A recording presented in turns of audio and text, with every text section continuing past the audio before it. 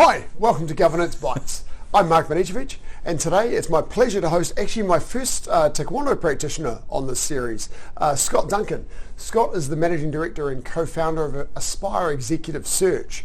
We had an experience a couple of years ago where Scott helped us find a new CEO for our organisation, and it really brought home to me the value of using an executive recruiter. And of course, as bread and butter of an executive recruiter, you're understanding job descriptions, understanding roles and who you're recruiting for. So welcome, Scott. Thank you very much for your time. Pleasure. Thanks for the invitation. Great to talk to you. My first question for you, I'm going to ask you, what is the job of a CEO? Well, on one hand, it's very simple. The job of a chief executive is really everything. I suppose ultimate accountability for the performance of the organisation really falls on the chief executive's shoulders. But if you wanted to get a little bit more granular, I think really there's a huge piece around strategy. There's a huge piece around leadership of people, leadership of culture, leadership of operational performance as well. I think if I scratch a little bit beneath the surface though, what we tend to observe is the chief executive role is a big job. It's a massive undertaking that can be really quite all-consuming.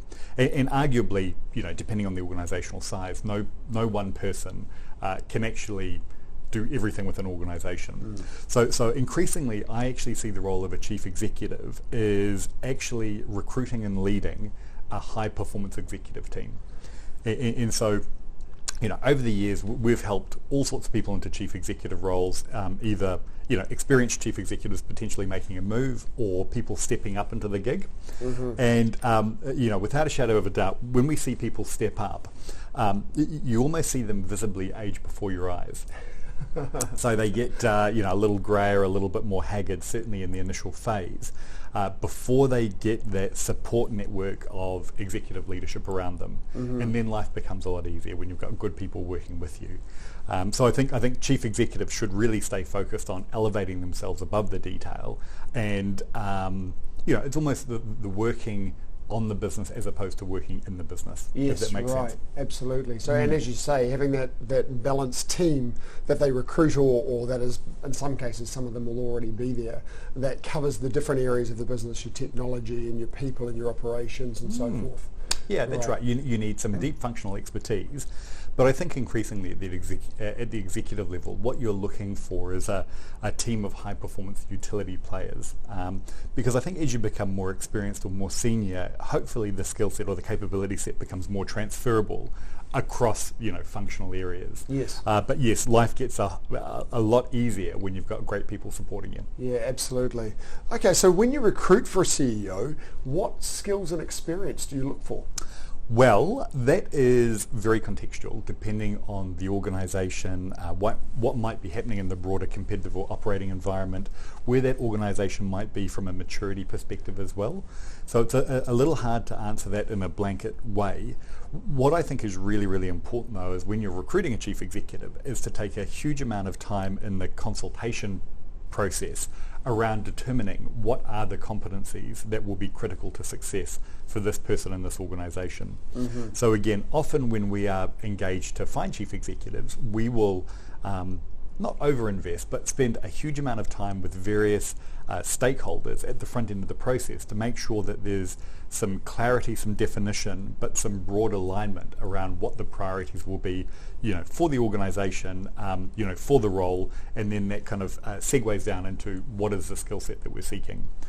So we will often, interview each board member individually. We will often interview potentially the incumbent if it's appropriate, maybe members of that executive leadership team, and then almost workshop the feedback or the responses we get to make sure that there is that clear sense of alignment at the start of the process. Where that whole kind of chief executive recruitment can get a little bit skew is where you don't force that level of alignment at the top of the process. Yes. And you get down the path and all of a sudden people have differing opinions or views as to what it is that we're seeking. Right, there's so much interaction between the CEO and the board of directors, and so much interaction between the CEO and the executive leadership team, that they have to work together well, right? They have to fit.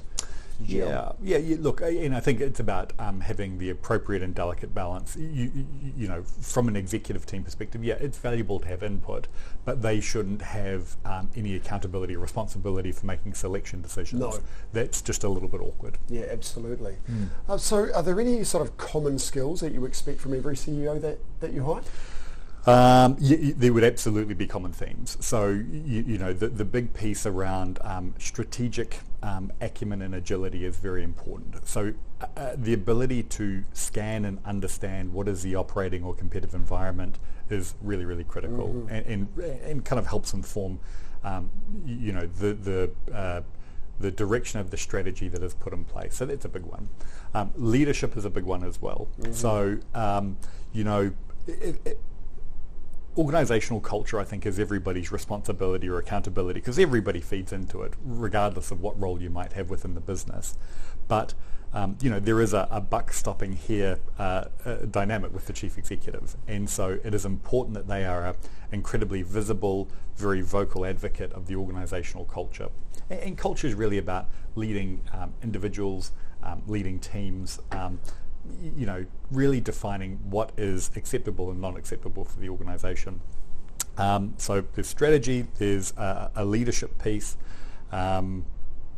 There'd be many, many more at a more granular level that we're looking at. Right. But really there are some, you know, there are some common broad strokes that would apply. Right, cool, thank you. Now you're also involved in many cases in recruiting directors for companies too, Yes. right? So in a similar vein, what kind of commons, now of course the director's position will be very much based on the skills matrix and what the gaps are, so there'll be particular skills that will be suited to that business. But what are the common themes around skills and experience that you expect in directors? So I think you make a really good point. I think the starting point for any director search that we run tends to be, okay, what is the competence or capability matrix? So, you know, a board of directors could be anywhere from 3 to 5 to 7 odd people. There's just no point in having 7 carbon copies. No. Because, and look, you don't have to look too hard either into the past or actually into the current to see boards that are potentially over-indexed on lawyers and accountants. Yes. And that's not a bad, I'm not anti-lawyers or accountants, so it certainly serve a role. But I think, you know, in a modern operating environment, if you identify where potential risk might lie for an organisation, you know, technology is massive. Right? Absolutely. And so certainly within New Zealand, you've seen an increased focus on bringing technology capability into a board context because it represents so much risk. Yes. You know, diversity of perspective and background, I think, is one thing, but then there's a diversity of lived experience as well. And again, I don't think it's particularly controversial to suggest that, well, there's a huge body of research that would suggest that organisations with greater levels of diversity at a governance and an executive level tend to outperform their peers. Right. Yep. You can't help but one's lived experience informing, you know, their worldviews. And you know, I could think of numerous examples of organisations that we've worked with that would have, you know, a workforce that is predominantly female, a customer base that is predominantly female, but that's not reflected at either the executive or governance level. Right. Which is a huge opportunity for them, I think. Because I think what you really want around a board is a good level of constructive tension. Yes. Yep. You don't want, to my earlier point, if you've got 7 carbon copies, you're never going to have those rigorous and robust debates around what are the other ways that we could be doing this. Yes, absolutely. And by diversity, I take it you mean not, you're talking about diversity of gender, diversity of culture, diversity of ethnicity, diversity of background and skill set. Diversity of everything, right? Yeah. Diversity of age. And right. You know, it can get a little bit heated when you talk about affirmative action as or tokenism. You know, these are all issues that need some discussion. But I think the trajectory is a positive one, and I think, you know, having a more diverse collection of people in these kind of conversations is only additive to the whole thing. Absolutely. Yeah. Even diversity of age. You know, yes, that's an interesting one these days, isn't it? You're getting a lot more youths appointed to boards. Yeah, and look, there are all sorts of board observer or board apprentice programs, either run by the IOD or there's another one called On Board in New Zealand that supports the technology sector, that gives those who might be earlier in their career valuable exposure to a board environment to help bring that next generation of directors through. Yeah, that's absolutely right. But I guess the founding point for any director is an understanding of what the job of a director is. Yes. We kind of assume that everyone has to know that, right? But I have been in situations before on boards where you have directors who don't know the job. And it's very important, I think, to get the training and understand and learn what the job is so you can do the job well. I completely agree, and maybe I glossed over that, but you would have an expectation of a baseline level of capability or competence or awareness as to what you're signing yourself up for. Yes. Because, I'm often in conversations with people where I ask them pretty bluntly, why would you want to be a director? And, sometimes people struggle with that answer.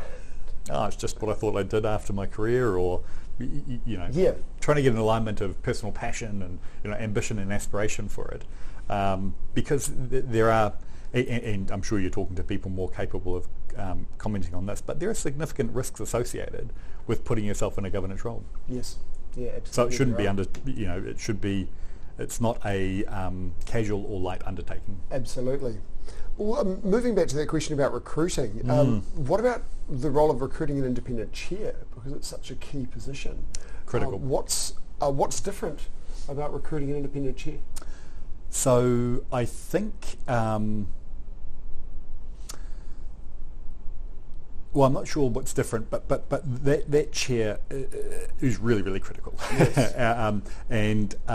So I think when you talk about the chair, there are two dynamics to potentially consider. One is actually the leadership of the board. Yes. So again, the hope is that you've got some really capable, maybe not forceful personalities, but some capable, confident individuals on the board. Yes. That requires a bit of management, a bit of cat herding, if you will. Yes. And I think where I see it done well is somebody who can lead with conviction and authority without dominating the conversation. Right. And again, you don't need to look you don't need to look too hard to find people who might have more of a dominating reputation than one of a collaborative reputation. Yes. I can reflect on a number of conversations I've had with chairs who, as a rule, speak last because they don't want to be overtly influencing other people's opinions on the board. The other dynamic I think is really important to consider is not only the chair relationship with the board, but the chair relationship with the chief executive. Yes. Which is very, very critical. Obviously, the chief executive has a reporting relationship into the entire board, but there needs to be that rapport, the relationship between the chair and the chief executive. And that's a relationship not only of support, but one of constructive challenge again. I think, without anticipating some of your questions that might come, the role of the board, I'm sure you could talk to a lot of people who would say the role of the board is to kind of hire and fire the chief executive. Yes. It's often trotted out, and yes, that is a performance management of the chief executive is certainly a big part of it, but I think that might not necessarily be the most contemporary way of considering it. If anything, I think the board should have a real role in helping guide and set strategy, but being that confidant, the challenger, the sounding board to the chief executive and the leadership team as well. The sounding board, I think, is a particularly nice way of putting it, right? It's they're there to poke and prod and challenge the CEO to an extent to helping and supporting. Have you considered this? Have you considered this? Rather than as an antagonist towards the CEO. Yes. Antagonistic relationships are seldom good. But reflecting on a conversation I've had in the last couple of months with the chief executive, incredibly supportive board, but the observation was, I just wonder if I'm getting enough challenge from these people. Right. Lovely bunch of people, super supportive, great rapport, great relationship, but are they actually pushing me hard enough? Right. So I think there's a delicacy of balance to be found there. Absolutely. And would it be fair to say that for your independent chair, that's kind of a person that really must know the governance job inside out very, very well? Yeah, look, yes, it's certainly not a role for a junior director. I think there are some mechanics around how you kind of manage a board meeting appropriately, and that's potentially a bit granular for this conversation. But yes, to be chair, you'd anticipate or expect a significant amount of experience in a director role. It's interesting the comment you made before about a chair that habitually speaks last. One of the boards that I'm on, we run according to Robert's Rules, which is an old set of rules from the early 20th century that were written around how British Parliament works. And in that's where the concept of moving a motion and seconding and so forth is kind of codified. And one of the points in there is that the chair only casts their vote in the event that their vote will change the decision. And that's often misinterpreted as the chair or whoever it may be having a casting vote, which is a completely different thing and very wrong. The chair should only have one vote, the same as everybody else. But that very much aligned with that concept of speaking last is I'm only going to vote if it's going to switch the decision, if it's going to stop, put it through or not put it through is the only time I vote. And I think it's a really cool parallel with what you said before. Yeah, it's interesting, isn't it? So I think it was it Harry Truman who had the buck stops here, sign on his desk in the Oval Office. It's an interesting question. I actually referred to it earlier. Does the buck stop with the chief executive? Does the buck stop with the board? Does the buck ultimately stop with the chair? Yes. Yeah, there's certainly got to be a strong team and have a good working relationship. Yeah. So to broaden the conversation a little bit, what is governance? Ooh. Look, I'm sure there's a textbook definition somewhere in the IOD. Would probably be really well equipped to provide the textbook definition. Yeah. What is governance? I suppose governance is the representation of shareholder interests or stakeholder interests around the performance of an organisation. Yeah, that's a nice way of putting it. You've got this large body of people, whether it be membership in a not-for-profit or shareholders in a business, and they can't all be involved in the conversation, and in many cases they wouldn't want to be involved in the conversation or wouldn't have the skills to be. So having a representative group to do that on their behalf, that's a great definition.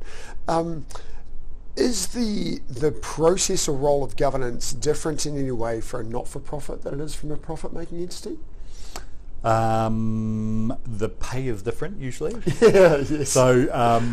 So there's probably a subtle but significant distinction to make between, in a commercial for-profit enterprise, a listed entity, for example, the board is there very much to represent shareholder interests. Yes. In a not-for-profit environment, it's a little bit broader. It's more around stakeholder interests.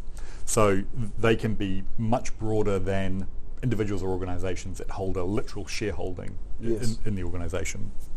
I think not-for-profit, the inherent, it's not a tragedy, but every organisation kind of survives or fails based on the quality of the capability or talent within the organisation. Yes.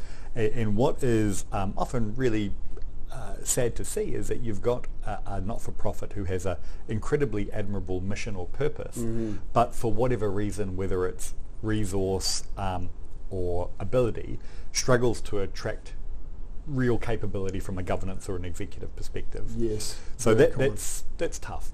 Yes. The process to recruit, and we've done a lot of work in the not-for-profit sector, we would apply the exact same process. Right. Okay. Because good process gets you the best result. Yeah. I think many people look at not-for-profit governance as maybe, well, rightly or wrongly, potentially a stepping stone. Yes. To develop some governance experience that might then be applied in a. You're unlikely to, for your first governance role, step on a major listed entity. No. Almost guarantee that you won't. But hey, you might be on the school board of trustees. Yes. Or you might be sitting on the board of a martial arts organisation, yes, or a charity or a disabilities organisation.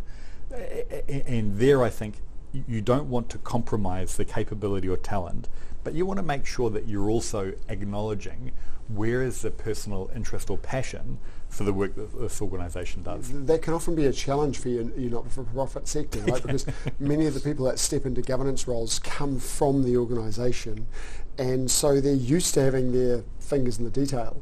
And that whole hands-out requirement of governance becomes very, very difficult for them to do, although they do tend to be more resource-based. The governors of a not-for-profit organisation, because they tend to have smaller ones tend to be leaner in terms of their workforce. The governors do tend to have to do a little bit more work. Yeah. But yeah, they do struggle often to get their hands out of the detail. Yeah, and again, when we work with large corporates and they've got a bit of money or resource to throw at, governance development. So there will be regular board assessment processes. There might be ongoing professional, personal development opportunities. Unfortunately, if you're looking at a small not-for-profit, there just ain't the cash to kind of invest in that type of professional and personal development. Absolutely. So not cheap to do the IID course. It's not. No, it's not cheap, and so that's a inherent challenge. Yes, absolutely. Well, a couple of questions in for you about advice. In your career as a recruiter, what's some of the best advice that you've heard or received about moving into an executive role or into a governance role? How do you do it? Or what's some of the best advice that you've received or heard? You've been involved in some interesting conversations. Yeah. I think so. Look, I think professional development's really important to understand the mechanics of it, because that's kind of non-negotiable. And certainly within New Zealand, the Institute of Directors, I think, does a really good job on that front. I think though. You often hear people talk about hard skills and soft skills. Yes. The irony being that the soft skills are arguably the much harder competence and capabilities to get better at. Absolutely. So I think for anybody embarking on a governance career, having a clear understanding as to why you want to do it is really important. Yes. But then having a network of individuals that can help support that development journey for you as well. So, whether or not you can find someone to mentor you, whether you could be a protege to somebody, or whether or not even through regular networking events, you can get exposed to different ways of thinking and doing things. Right. Because again, even at the chair level, I could reflect on, without too much challenge, 15, 20 chairs that I know, and they would all have, slightly different approaches or markedly different approaches to how they would chair that board. Right. So there's a baseline of capability, and then there's how do you build confidence in your own personal style and approach?